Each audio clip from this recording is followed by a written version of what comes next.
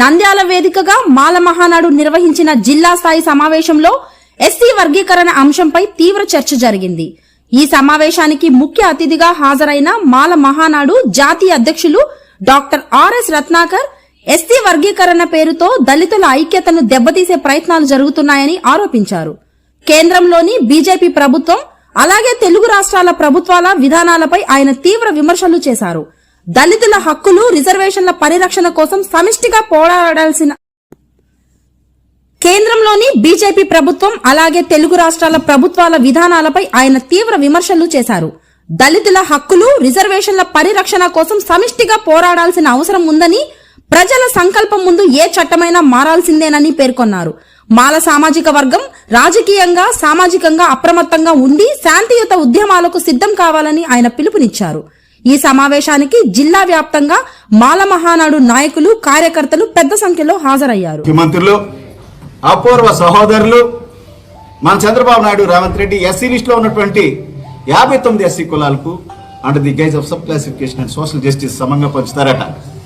మోడీ సాబ్ అయితే SC list లో ఉన్నటువంటి 11 ఎస్సీ కులాలకు 100లో ఇద్దరికి ఇచ్చేటటువంటి బెనిఫిట్స్ ని సామాజిక న్యాయం పేరుతో సమంగా పంచుతారని మిత్రులారా. भाई और बहनों सुनिए, एक ही समय पर मोदी जी सुनिए, एससी लिस्ट में बाकी जातियों पर अगर आपको सच्चा प्यार है, अगर आपको सच्चा दोस्ती है और प्रेम है, आरक्षण 10% और बढ़ाकर बाकी जातियों को देना चाहिए మోడీ జీ. మోడీ గారు మీకు నిజంగా ఎస్సీ లిస్ట్ లో ఉన్నటువంటి మిగతా కులాలను పైకి తీసుకురావాలనుకుంటే ఇంకొక రిజర్వేషన్ 10% పెంచి వాళ్ళకి ఇచ్చేయండి. We don't have any problem. 100 ఇద్దరికి బిర్యానీ ప్యాకెట్లు ఇసిరి సమన్యాయం పేరుతో కొట్టుకోండిరా, ఇదే సామాజిక న్యాయం పేరు అంటే, ఇదే సామాజిక న్యాయం అంటే ఊరుకోవడానికి మేము సిద్ధంగా లేమని చెప్పేసి సందర్భంగా తెలియజేస్తా ఉన్నాను.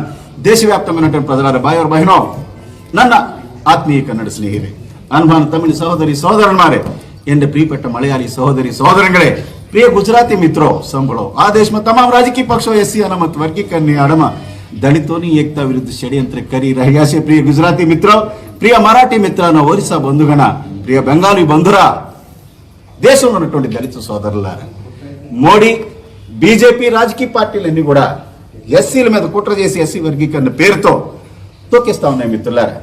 ఈ రోజున ఈ రాయలసీమలో నంద్యాల సాక్షిగా across the world, across the country SC వర్గీకరణను వ్యతిరేకించేటటువంటి మిత్రులకు, ప్రజాస్వామ్యాన్ని గౌరవించేటటువంటి ప్రజలందరికీ కూడా నేను విజ్ఞప్తి చేసేది ఒకటే, మనం ఎవరితోని వాటికి పోవద్దు. శాంతియుతంగా, ప్రజాస్వామ్యయుతంగా, డెమోక్రటిక్ గా యాక్సెప్టెడ్ వేలో పోరాటం చేయడానికి సిద్ధంగా ఉండండి మిత్రులారా. బోధించు సమీకరించు పోరాటంలో భాగంగా ప్రజలందరికీ సమాజానికి జరుగుతున్నటువంటి అన్యాయం ఇదని చెప్పేసి చెప్పే ప్రాసెస్ లోనే ఈ ప్రెస్ మీట్లన్నీ ఏర్పాటు చేయడం జరుగుతోంది మిత్రులారా. ఇకపోతే ఫైనల్ గా వర్గీకరణ చట్టాలు చేశారు కదా, సుప్రీంకోర్టు ఆల్రెడీ జడ్జిమెంట్ ఇచ్చింది కదా, చేసేదానికి ఏమీ లేదని అనుకుంటా ఉన్నారు, మనల్ని మిస్లీడ్ చేస్తా ఉన్నారు మిత్రులారా. With due respect and submission to the honourable supreme court, judgement supreme court ఇస్తా ఉంటుంది, టైం టు టైం మారుతా ఉంటాయి.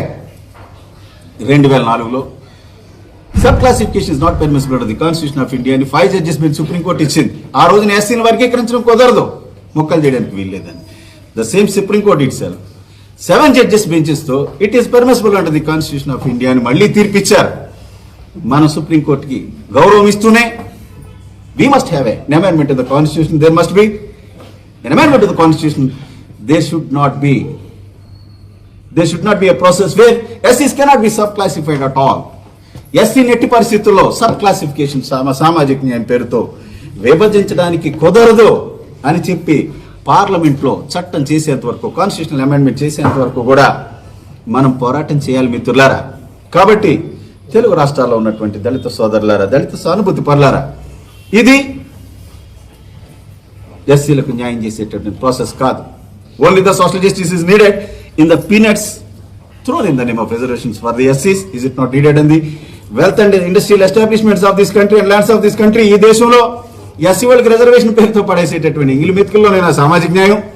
చంద్రబాబు, రేవంత్ రెడ్డి మినిస్టీరియల్ బెర్త్స్ లో సామాజిక న్యాయం అక్కర్లేదా? మోడీ గారి కేబినెట్ లో సామాజిక న్యాయం అక్కర్లేదా? ఈ దేశంలో ఉన్నటువంటి భూములు లేకపోతే ఇండస్ట్రియల్ ఎస్టాబ్లిష్మెంట్స్, సుప్రీంకోర్టు, హైకోర్టు జడ్జిలకు ఇచ్చేటటువంటి పోస్టింగ్స్ లో సామాజిక న్యాయం అక్కర్లేదా? ఓన్లీ ఎస్సీ వాళ్ళకైనా సామాజిక న్యాయం?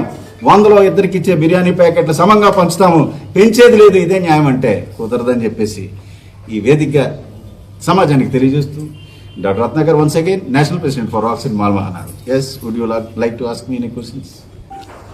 అంటే ఇక్కడ కొంచెం సైలెంట్ ఉన్నానా? సమాజంలో ప్రజలకి మా ఎస్సీ ప్రజలు ఎవరైతే ఉన్నారో ఈ రోజుకి 99.9% ప్రజలకు బాటంలో ఎస్సీ రిజర్వేషన్ అంటే ఏంటో, సబ్ క్లాసిఫికేషన్ అంటే ఏంటో వాళ్ళకి తెలియదు. First point. సమాజంలో ఎలా క్రియేట్ చేశారంటే ఎస్సీలకు సంబంధించి తెలుగు రాష్ట్రాల్లో మాలలే మెజారిటీ రిజర్వేషన్ దోచుకుంటున్నారనేటటువంటి ఒక అపోహని క్రియేట్ చేశారు. దీన్ని అంతటినీ కూడా అసలు జరుగుతున్నటువంటి వాస్తవాలు ప్రజలకు తెలియజేసి ఫస్ట్ ప్రజలకు అర్థమైతే అప్పుడు ఏంటి ప్రాసెస్, ఎలాగ పోరాటం చేయాలనే దాని మీద వీళ్ళు చాకౌట్ ది ఇష్యూ.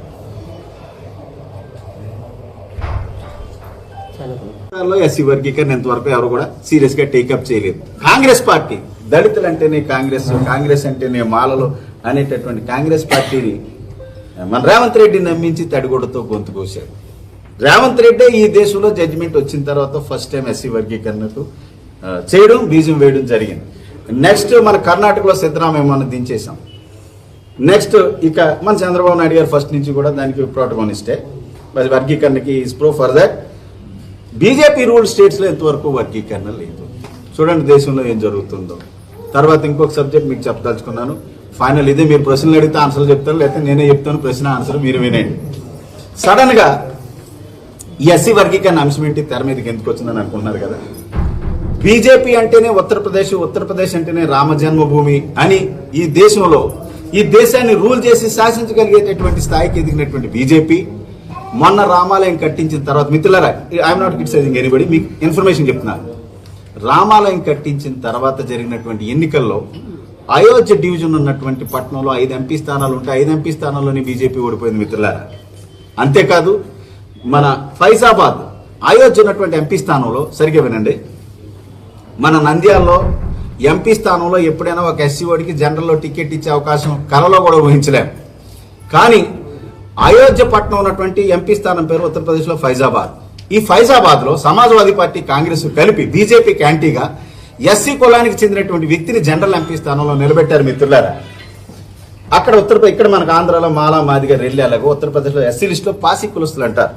నా మధుర నా కాశీ అబ్కి బార్ అవదేశ్ పాసి, మాకు మధుర వద్దు కాశీ వద్దు పాసి ఓడి చాలు అనేటటువంటి నినాదంతో ఎంపీ జనరల్ స్థానంలో అవదేశ్ ప్రసాద్ అనేటటువంటి ఎస్సీ క్యాండిడేట్ నిలబెడితే బీజేపీ వాళ్ళ చేతిలో ఓడిపోయింది మిత్రులారా.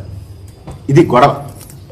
అప్పుడు ఒక సీట్లో ఓడిపోవడం బాధ ఎంటైర్ అయోధ్య డివిజన్ లో ఉన్నటువంటి 5 ఎంపీ స్థానాలను ఓడిపోతే ఎప్పుడో పెండింగ్ లో ఉన్నటువంటి కేసుని తీసుకొచ్చి ఎస్సీల వల్ల ఇదంతా జరుగుతుందని చెప్పేసి one of the strongest reasons అన్నమాట ఈ జడ్జిమెంట్ సుప్రీంకోర్టు ద్వారా మోడీ ప్రభుత్వం ఇప్పించింది.